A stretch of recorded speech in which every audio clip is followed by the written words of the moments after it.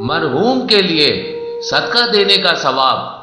اللہ کے رسول نے فرمایا، جان لو جو کوئی صدقہ دیتے ہوئے میت مردہ شخص پر مہربانی کرے گا، اس کے لیے خدا کے ہاں کوئی عہد کے برابر اجر ہوگا، اور قیامت کے دن عرش الہی کے زیر سایہ ہوگا، جس دن عرش الہی کے سوا اور کسی چیز کا کوئی سایہ نہیں ہوگا۔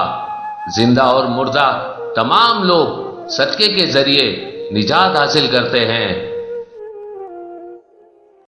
صدقہ۔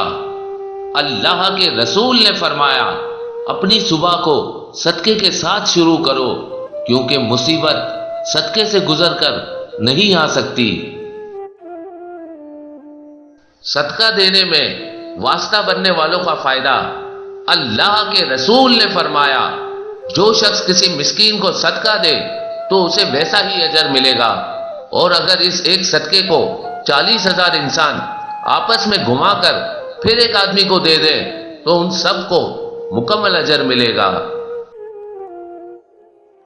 صدقہ دے کر اپنے رزق میں اضافہ کریں۔ اللہ کے رسول نے فرمایا، صدقہ زیادہ دیا کرو، اس سے تمہیں رزق ملے گا۔